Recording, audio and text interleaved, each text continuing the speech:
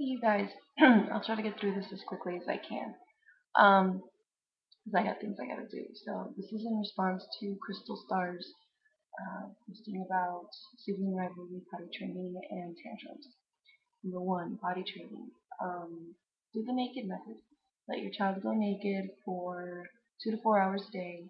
Let the cold air hit them in the private parts, and then that way, when they get wet, they feel more uncomfortable, and so they'll try to avoid that in the future. Um, I did it with my son, who's 4, and when he was 2 years old in potty training, it really worked and it really helped. He was able to use the bathroom with no problems after a week of naked time. And like I said, it's 2 to 4 hours every day. And if you're consistent, and I mean, you're going to do a lot of cleaning up. You're going to, to try to keep them in an area that's easy for cleaning up, but you also don't want to be sitting them on the potty every 30 minutes. So, you want to try to take them to the bathroom every hour, just to kind of get them used to it. Give them plenty of water to drink because you want to keep them hydrated. But at the same time, you don't want to give them too much water because then you don't want to overdo it. So just be aware of how much you're doing. And remember, when you have to use the restroom, more than likely they have to use the restroom. So when you go pee, have them watch or have them go first. And there's options for that. All right. Sibling rivalry. Um, Communication is key. If you show your child that you're using your words to talk to them and express them how you feel, meaning if the way that they're acting makes you feel like you're a bad parent, you can tell them, the way you're acting, it hurts my feelings. Then that is a way of communicating feelings, and they'll learn that by imitation. Kids learn by imitation. They learn by repetition and constantly copying each other. So if they see that your daughters are, say one of your daughters is communicating, I don't want to play with you right now, then they're communicating. It may not be the most wonderful, loving, flowers in the field kind of communication, but at least she's being honest and she's talking about her feelings. If she doesn't want to share it to her, she can use her words and say, I don't want to share right now. You know, that's a good way to avoid a lot of physical fighting. Because they're using their words. Jess, I understand, is really small, and she's not going to be able to use a lot of her words, but what she can do is she can ask politely. And you can tell her you need to ask politely. And one way she can do that is saying 2 words. She could say toy, please. Or she could say, drink, please. And if she makes please with automatically the end of the sentence, then she's learning good manners. And she's also learning, that by staying calm and by using her words, she is going to be more effective. Granted, she's very small, and a lot of this is going to be over her head right now. But again, it all comes from repetition, repetition, repetition, repetition. If her older sister is using her words to communicate what she feels, then the younger one will follow suit. That's a given, and the same goes with potty training. If she sees her older sister using the bathroom, then she's going to be a lot easier to potty train.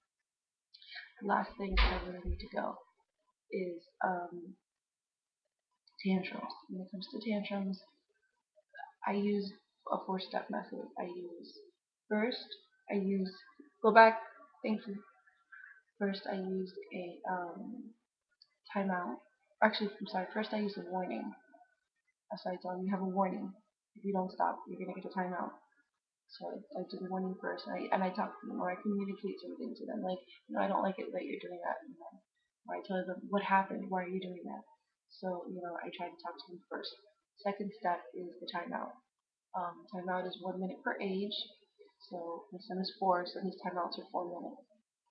Jess is only 10 months, so she can stand 60 seconds. She can stand a 1 minute timeout, and she can do that. She can sit somewhere in her playpen for 1 minute, and it's important that you stick to the time. So put her there for 1 minute, and she's gonna cry. But you can wait for 60 seconds and let her cry for 60 seconds. After those 60 seconds, pick her up and say, I didn't like that you did that. I would like for you to do this next time. And granted, she's very small and may not get it to it, but again, communication is going to build that repetition. It's going to build her. It's going to train her that when you speak to her, it's important to listen. Otherwise, she's going to go sit in the playpen for 1 minute, and I'm sure she wants to avoid that. And again, it's just because repetition comes with training. And the same goes with Malaya. Malaya gets out of hand. She starts throwing a tantrum in the middle of Walmart or anything like that. Set her down in the middle of Walmart, in the middle of the aisle, or somewhere that's out of the way so that you don't impede the flow of traffic. And you put her down for 1 minute per age. So if she's 2 years old, you put her in for 2 minutes. And you sit her down there and you say, you need to sit there quietly and wait for 2 minutes. And then after her 2 minutes are up, and that also gives you a chance to calm down and cool down. So after your 2 minutes are up, we can talk. And not during, not before. You sit there for 2 minutes, you're in timeout. So there's that. If that doesn't work and you continue to have the same issue, what I do is my next step 3 is timeout with privilege removal, and I make sure I stick with it. I put them in timeout a second time, and I take away a privilege. Like, say this is the night that they get to watch a certain movie, or they get to eat a certain kind of dessert. Okay, you've now lost that privilege, and I stick with it. I do not backtrack, because the minute you do, the kids think, okay, so if I throw enough of a tantrum, or if I cry enough, then my mom is going to be really easy.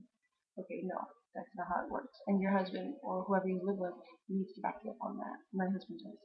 Whenever we have to take away a privilege from my 4-year-old, we both are aware of it. And if we're not both there at the time, I pass on the information because I work nights. So I will tell him, our son did this, and so I told him he could not have his pudding for dessert. He may have an apple instead, and that's going to be his, if it's something I feel is bad enough, I'll say, he doesn't have any dessert tonight, I'm sorry. He may have another glass of water, but he may not have any dessert.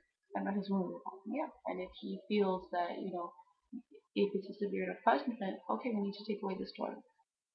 And then the last step that we do is spanking, but again, that is the absolute last resort, and the punishment has to fit the crime. I mean, if our son just, told a lie, we're not going to spank him for that. That's ridiculous. But if he continues to be rebellious, meaning where we've told him several times, to stop being disrespectful, if he screams at us, and we've told him several times, you're not to scream at us, you need to talk to us like a normal voice, and he continues to scream at us, then yes, to us that's worthy of a spanking. But we're very hesitant to use it. We don't use it very much at all. And we don't recommend other parents do it if they can help it. So, because every parent is different. And, like I told you in the beginning, this is a safe space. So, I'm sharing with you judgment free, and I'm hoping that you'll listen judgment free. So, in terms of tantrums, that's my advice. It doesn't matter where you are. You can always discipline. There's always a way. And if you feel that you need to jump right to step 4, then you need to check yourself, because you're going to be disciplining in anger, and that does not help anybody. You need to check yourself, calm down, give yourself a timeout. When they sit down for their timeout, you take a timeout. It's really important that when you're disciplining a child that you don't do it in anger. It's really, really important. I guess that's it. And I really hope I was helpful, Crystal, and anybody else who's watching this. So comments, please, like and subscribe. Don't put any foul language. If you disagree with my methods, please comment, but do not be judgmental. Do not be disrespectful. So let's just remember that we're here to help each other. We're here to talk to each other. So I really hope that was helpful. Have a wonderful day, guys. Okay. Bye from Not Your Mom's Vlog.